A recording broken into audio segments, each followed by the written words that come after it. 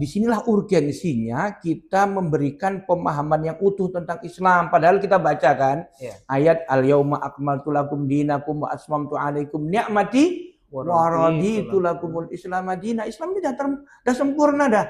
Bahkan di ayat yang lain kan wa nazzalna alaikal kitaba tibyanan likulli syai'in. Jadi Al-Qur'an ini menjelaskan segala perkara. Bahkan kalau kita baca kitab fikih lingkungan ya, fikih bi'ah, itu puluhan ayat, 90 lebih ayat Al-Quran yang terkait dengan pengolahan sumber daya alam dan juga kepedulian Islam terhadap lingkungan. Nah ini maka penting untuk kita angkat agar kita agar kita sadar. Oh begitu rupa Islam memerintahkan kita untuk care dengan persoalan lingkungan. Special Edition Green Ramadan Present Green for Riau Initiative.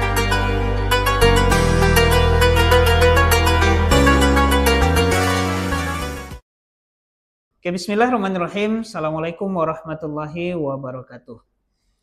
Alhamdulillahilladzi arsala rasulahu bil huda wa dinil haqq liyuzhirahu 'ala dini kullih wa kafa billahi syahida.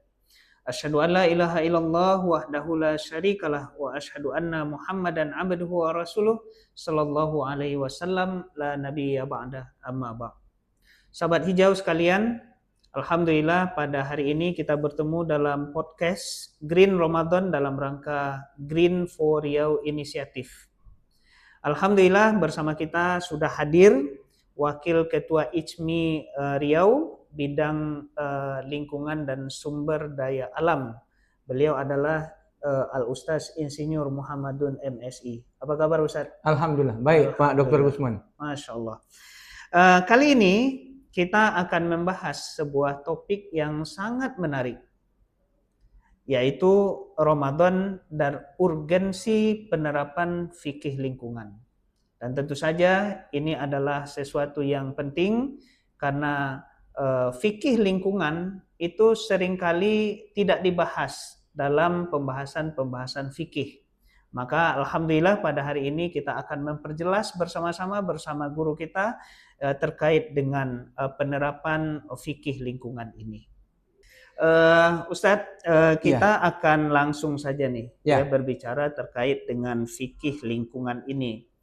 Karena memang fikih lingkungan ini itu tidak dipahami oleh sebagian besar umat Islam hari ini. Maka oleh karena itu ya kita mengharapkan nih melalui podcast ini kita bisa memberikan semacam pencerahan kepada umat Islam dan juga masyarakat Riau pada umumnya ya terkait dengan fikih lingkungan ini.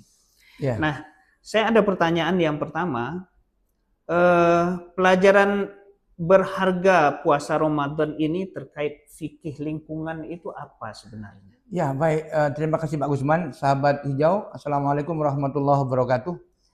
Jadi di bulan Ramadan ini kan momentum yang amat penting ya. Kita khususnya umat Islam itu kan bersukacita berpuasa.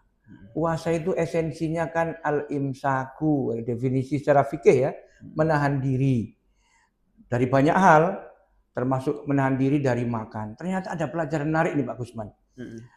Orang itu kalau belanja sore di bazar Ramadan ya, uang sedang ada nih, apa aja dibeli, salah lauk dibeli. Tahu salah lauk enggak? Tahu.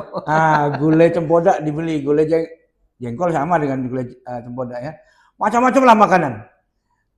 Ngumpul di meja, ketika azan maghrib habis nggak kira-kira? Ada cendol, ada gulai, ada gorengan. Ya nggak habis. Nggak habis. Nah, jadi puasa ini memberi pelajaran kepada kita bedanya antara want dan need. Ketika belanja jam 5 itu want, nafsu. Nafsu keinginan ya. Semua mau diambil. Nah, semua dibeli. Seakan-akan akan habis. Begitu buka 2 butir kurma, 2 butir selalauk ya kan, sebelumnya minum air putih, kolak, udah kenyang. Ya kan? Nah, orang itu merusak hutan, merusak gambut, mangrove ditebangi, eksploitasi minerba. itu sebagian besar karena keinginan, itu yang disebut dengan serakah, kapitalistik.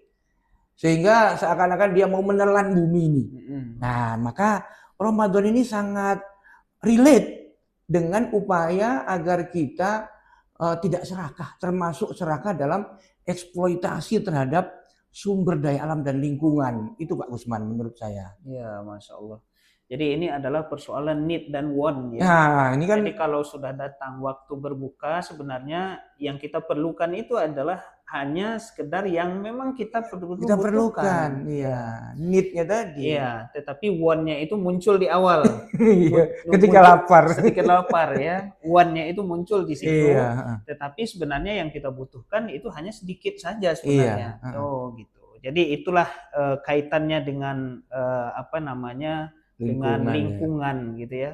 Jadi orang banyak menebangi hutan segala macam itu bukan sebenarnya itu karena serakah itu. Karena need karena need-nya, tetapi karena want-nya. Bukan karena need. Oke. Baik, Ustadz. Berikutnya kita berbicara soal fikih lingkungan nih. Iya. Nah, ternyata Islam itu memang juga concern juga soal lingkungan. Iya.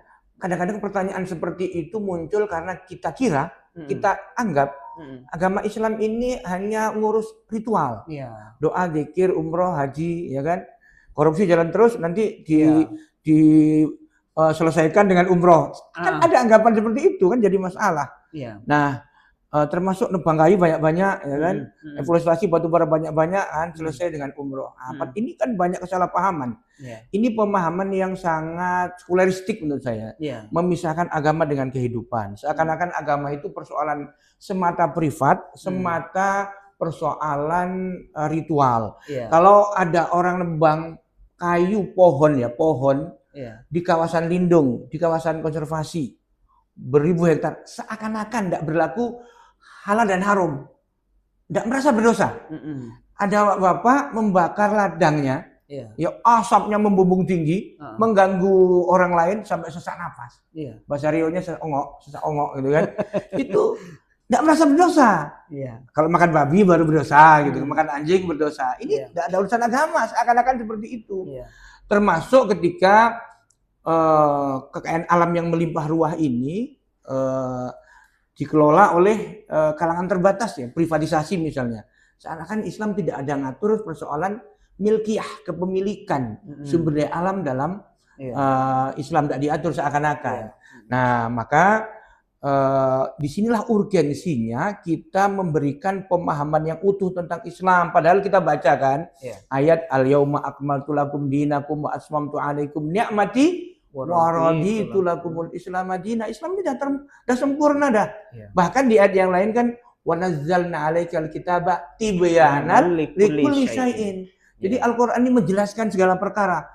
Bahkan kalau kita baca kitab fikih lingkungan ya, fikih bi'ah, itu puluhan ayat, 90 lebih ayat Al-Qur'an yang terkait dengan pengolahan sumber daya alam dan juga kepedulian Islam terhadap lingkungan. Nah, ini maka penting untuk kita angkat agar kita agar kita sadar. Oh, begitu rupa Islam memerintahkan kita untuk care dengan persoalan lingkungan, Pak Gusman.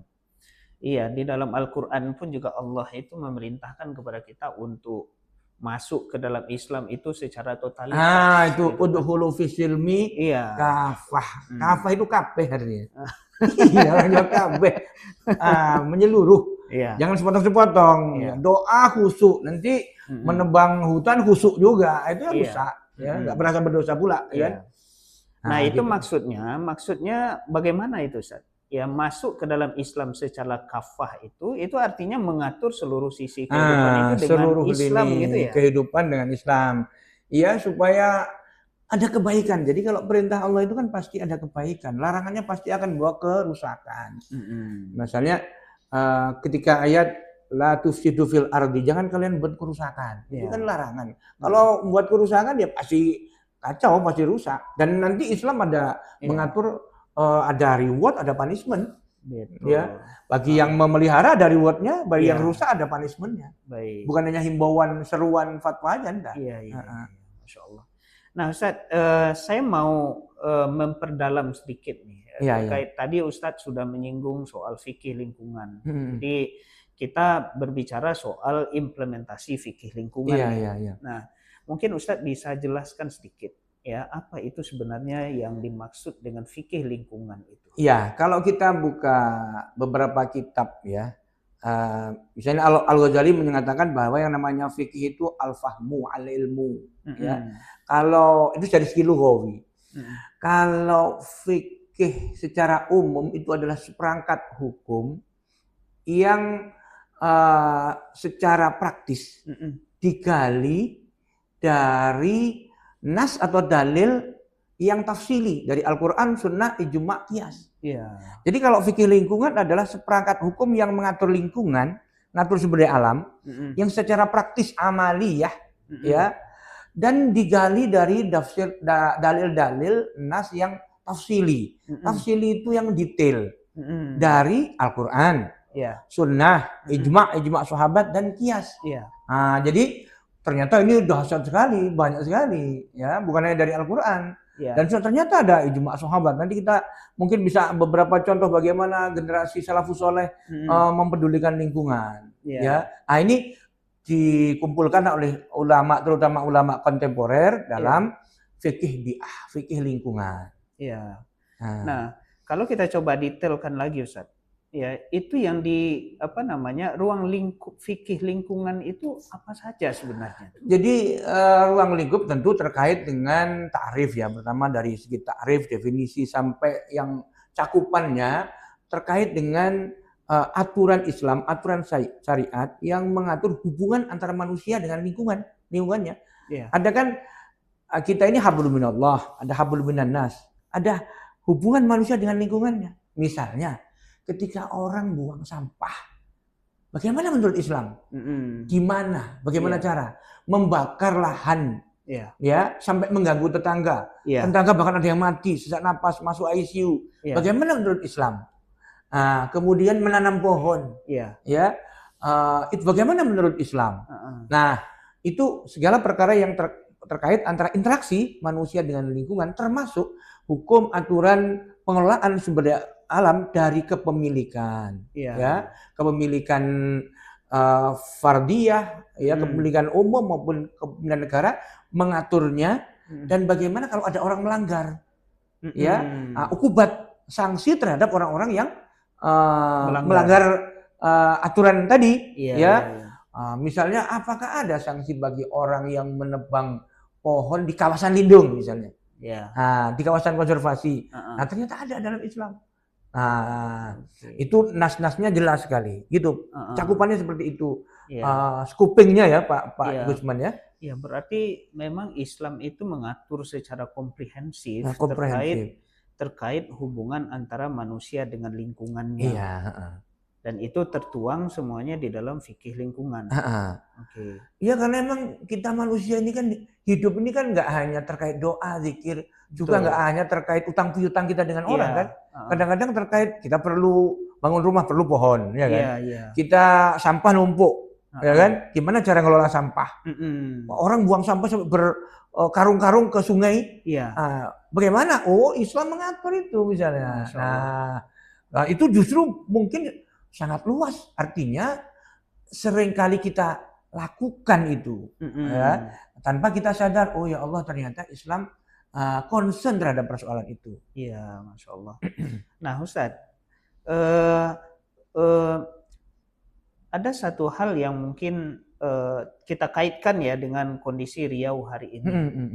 Ya, Riau ini kan kondisinya itu adalah lahan gambut paling besar di Indonesia itu adalah di Riau, gitu ya.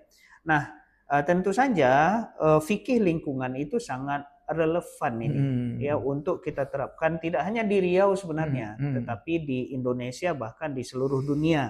Nah, sekarang pertanyaan saya, kalau kita kaitkan dengan Riau, seberapa urgensi fikih lingkungan ini?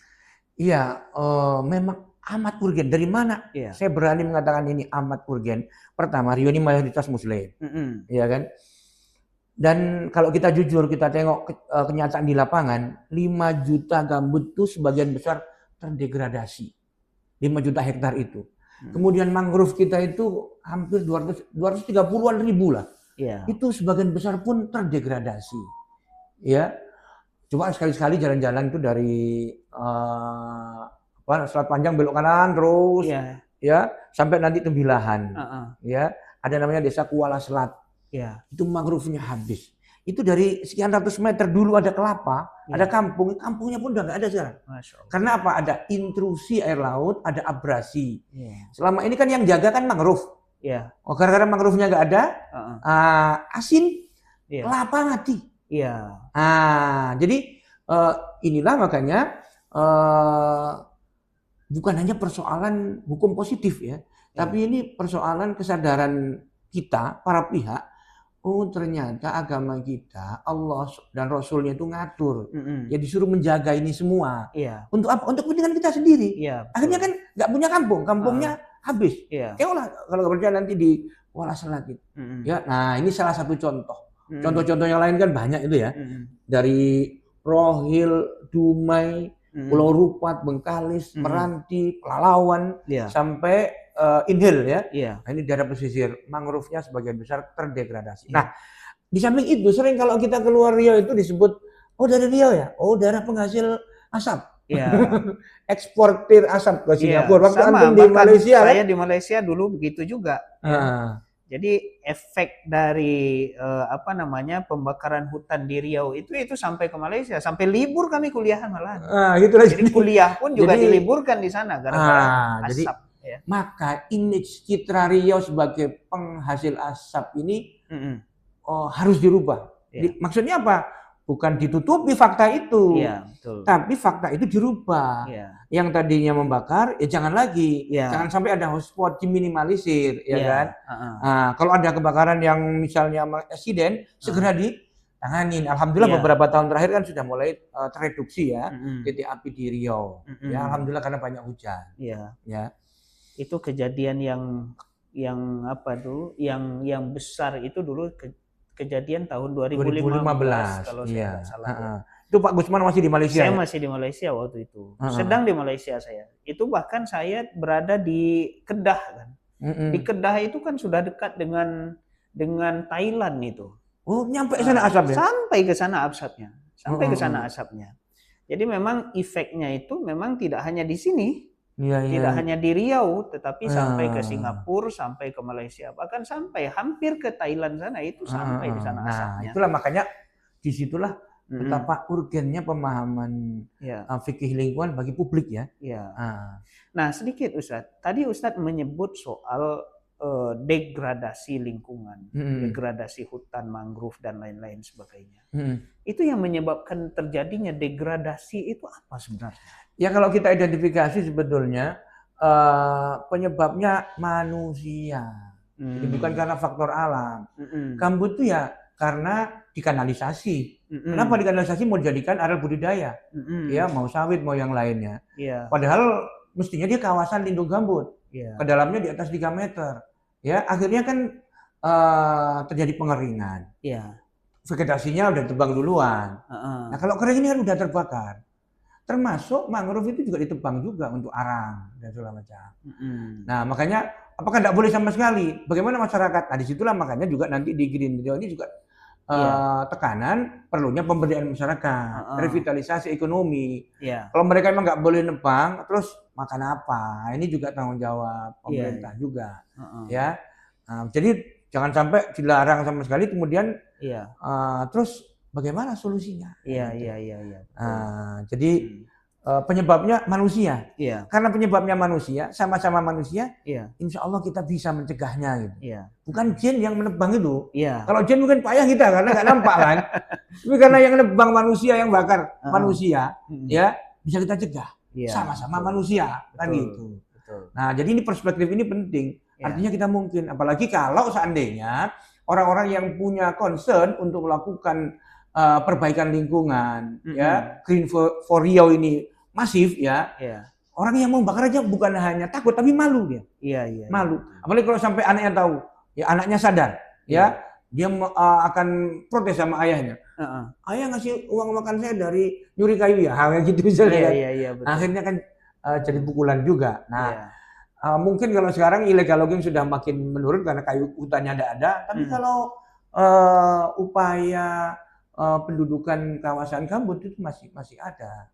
Termasuk di kawasan mangrove di pesisir timur itu.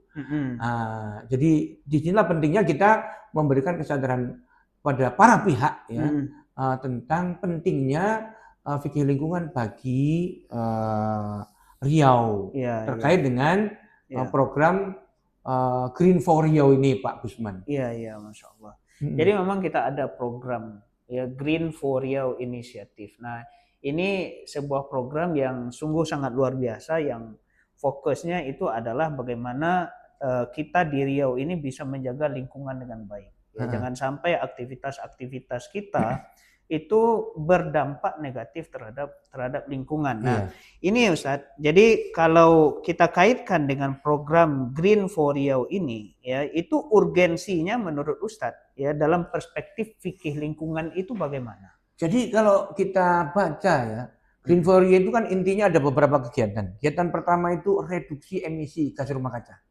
Mereduksi, artinya mengurangi penebangan contohnya kan, membiarkan stok karbon termasuk menjaga gambut, itu reduksi emisi GRK, gas rumah kaca. Yang kedua, Green for Riau ini adalah pemulihan ekosistem, restorasi ekosistem. Nah, restorasi ini misalnya rewetting, yang tadi kering kan, dibasahi lagi dengan kanal blocking misalnya, atau revegetasi.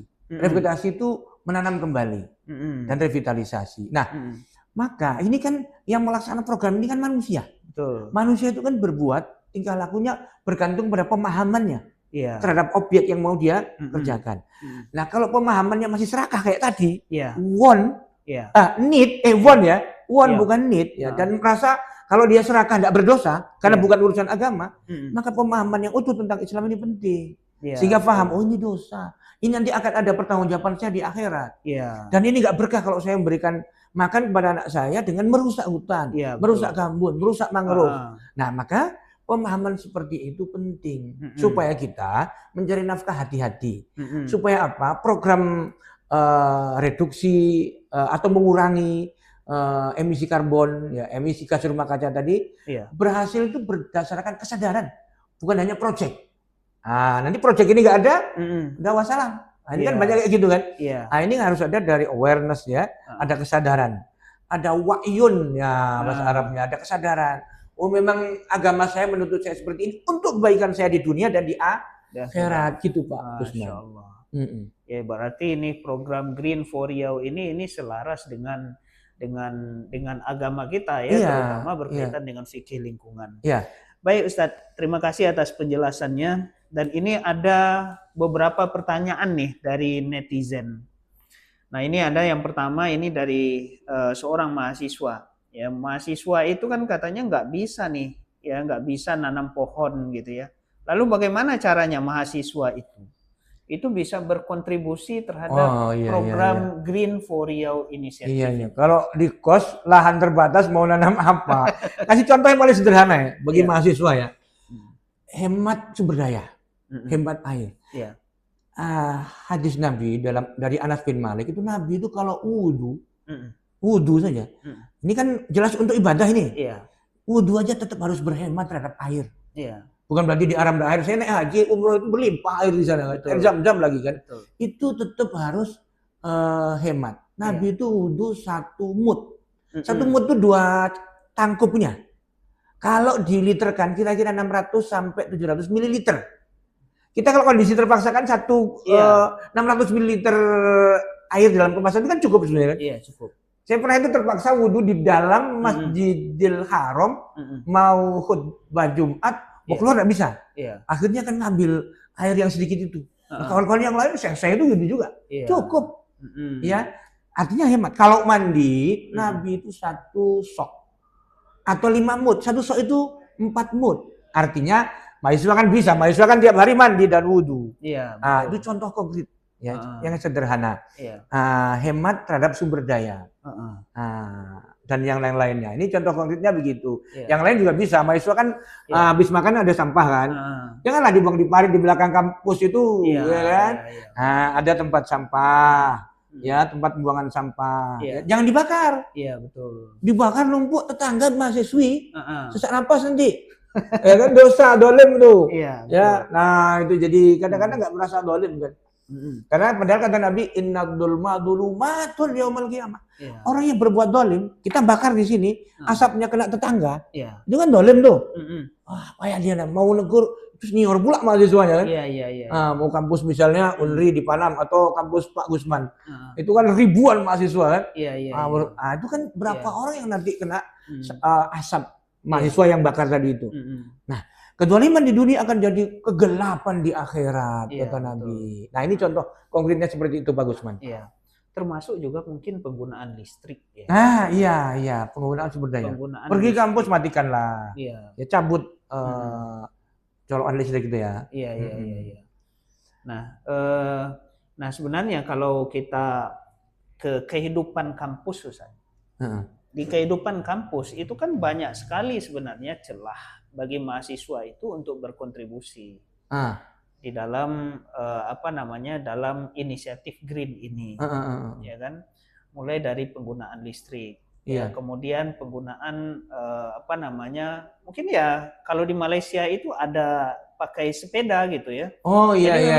Di pakai sepeda mereka itu. Di sini belum tren ya?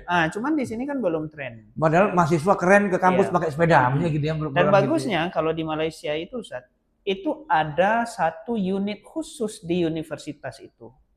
Ya, sustainability center namanya. Oke. Dan itu di semua universitas itu diwajibkan ada unit itu, ya, untuk menjamin bahwa universitas itu mendukung ya sustainable development, gitu, pembangunan berkelanjutan. Jadi mahasiswa yang keren belum tak pakai mobil ya. Iya. Ya pakai sepeda pancal gitu ya. Kontribusi yang nyata ya Pak Gusman ya. Baik Ustaz. Nah, ini ada lagi pertanyaan yang kedua. Ini banyak orang itu yang membakar hutan itu secara kalau kita tidak sebut dengan serampangan, tetapi ya tanpa memperhatikan pengaruh buruknya terhadap lingkungan.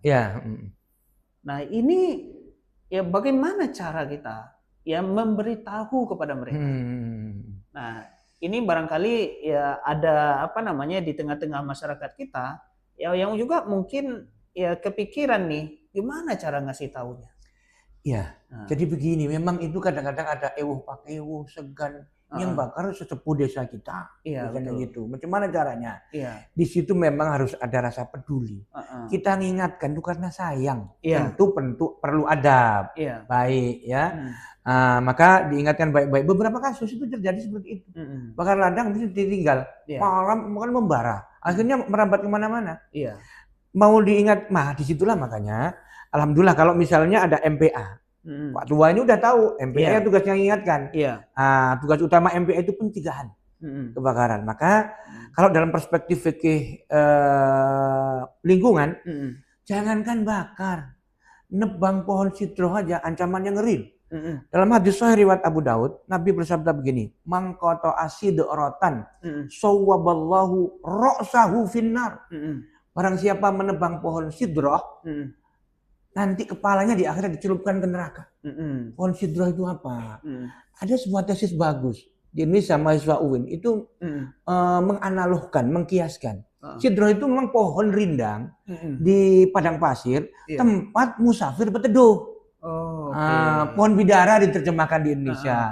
Tapi kalau kita nanam bidara di belakang rumah kita, apa nggak boleh menebang? Nah, yang dimaksud itu adalah ilatnya ya. Ilatnya itu adalah ini pohon lindung. Untuk kepentingan publik. Misalnya contoh kayak mangrove tadi. Mangrove itu kan menjadi instrumen untuk memecah ombak. Ya kan? Itu kan kalau bangun secara teknik sipil kan high cost tuh. Juga mencegah intrusi air laut. Ya, mencegah abrasi. Nah, mangrove yang fungsinya sedemikian rupa itu ditebang. Nah ini kan dahsyat nih, termasuk seperti bencana yang akhir-akhir ini terjadi di Sumbar, Sumut dan Aceh. Iya, betul. Di bukit-bukit, di gunung-gunung digunduli. Akhirnya ketika hujan turun lebat, longsor lah, Betul. galodo, Betul. ya kan? Kenapa bisa sampai longsor? Daya dukung vegetasi itu tidak ada, rendah. Betul. Kalaupun ada. Nah maka menebang pohon lindung tempat, kalau ada pohon itu kan akar-akarnya mencengkeram bebatuan. Betul. Ya, bisa mencegah longsor, nyimpan air, ya, reservoir namanya kan, reservoir air. Maka kalau ditebang, orang yang menebang itu kan mengganggu keselamatan sekian ribu orang. Betul. Nanti di akhirat kepalanya dicelupkan ke neraka. Sampai kayak gitu Nabi mengatakan. Mangkota asidorotan sawaballahu ra'sahu finnar. Saya sering nyampaikan ini khutbah di desa-desa dekat hutan ya. Karena saya sering ke desa-desa itu. Ada juga dulu di daerah Bengkalis itu. Saya dulu Pak sering buka hutan. Saya ini legalogeng pelaku dulu. Tobat dia alhamdulillah. Dia jadi pencinta lingkungan. Sampai wafat dia dalam kondisi beliau orang soleh. Ya, karena dia adalah Bukit Batu. Nah, artinya apa? Orang nggak tahu bahwa Islam itu ada aturan seperti itu. Dikira kalau nebang hutan, ngerusak hutan itu, ini nggak ada urusan dengan agama, nggak terkait dengan pahala dan dosa. Gitu Pak Gusman. Oke. Baik Ustadz. Ini ada lagi satu lagi pertanyaan. Boleh nggak kalau seandainya kita sedekah bibit pohon? Nah, ini gimana Ustadz? Keren itu, keren. Kan kalau ada saya dengar itu bupati atau wali kota menyarankan kalau nikah sedekah pohon. Sedekah pohon aren, misalnya tanam aren, nanti kalau udah sekian tahun anaknya sedih bisa untuk biaya operasi biaya hidup dari ngelola aren itu misalnya. Tentu ini hukumnya sunnah. Sunnah. Karena ulama sepakat itu. Dan ini bukan hanya sedekah biasa. Ini termasuk sedekah jariah. Betul. Karena Nabi bersabda dalam hadis sahih riwayat Muslim, "Ma min muslim yarzi'u zar'an aw yaghrisu ghursan fayaqulu minhu tayrun awil bahimah awil insan illa kana lahu bihi shadaqah." Ini dahsyat nih hadis ini. Tidaklah seorang muslim menanam benih atau bibit. Kan ada tanaman itu benih. Ya, benih kan benih, ada atau bibit ya. Bibit mangga, ya, bibit aren, bibit matoa, ya. Kemudian dirawat lah ya. Sekian tahun kemudian mati. Ya kan? Yang menikmati matoa, menikmati mangga siapa? Orang lain. Burung atau bahimah. Burung, manusia atau bahimah itu hewan. Ya kan? Monyet misalnya kan? Illa kana lahu bi shadaqah. Bagi yang menanam itu di alam barzah tetap mengalir pahala sedekah jariah. Dahsyat kan? Jadi memang ini inisiatif ini ya, sedekah bibit pohon ini sebenarnya harus digalakkan ya di tengah-tengah masyarakat. Nah, Ustaz, ini ada pertanyaan terakhir dari saya nih. Kalau kita lihat ya permasalahan-permasalahan lingkungan di tengah-tengah masyarakat kita hari ini. Nah, itu adalah buah dari ulah dari perbuatan manusia. Kalau kita kaitkan dengan Al-Qur'an itu zaharul fasadu fil barri wal bahri bima kasabat aydin nas liyudhiqahum ba'dalladzi amilu la'allahum yarji'un. Kan itu ya? Nah, itu disebabkan karena ulah perbuatan manusia. Nah, kalau kita kaitkan nih dengan pemahaman antara simptom dengan problem, simptom dengan problem itu asap itu hanya sekedar simptom saja, itu hanya sekedar gejala saja, ya kan? Kemudian sampai mungkin rusaknya hutan gambut itu hanya sekedar gejala saja, ya. Tetapi problemnya sesungguhnya adalah karena ulah perbuatan manusia. Nah, ini menurut Ustadz nih, supaya permasalahan ini selesai dengan tuntas. Jadi tidak hanya dengan program-program yang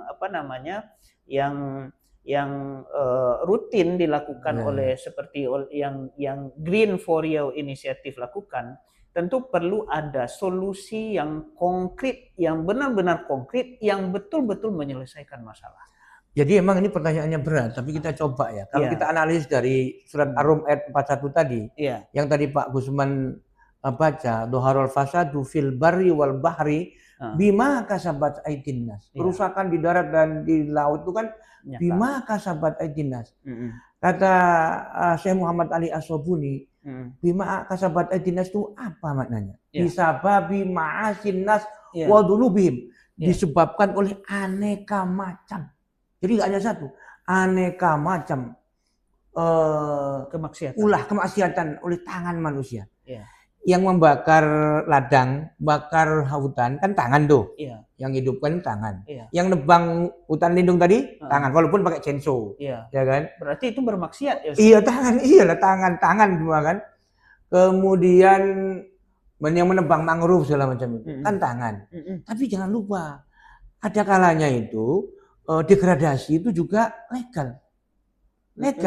Kadang-kadang ya kan mengkonversi. Semestinya ini kalau nengok kriteria mestinya kawasan lindung. Kawasan lindung gambut mestinya. Kok bisa keluar izin itu loh. Betul. Tengok dalam, saya pernah nyoba itu ngukur gambut. Wah, ini belasan meter. Kok tanamannya sepanjang mata memandang itu akasia, semua karpa. Kok bisa? Berarti ada yang maksiat tangan, taken, tanda tangan.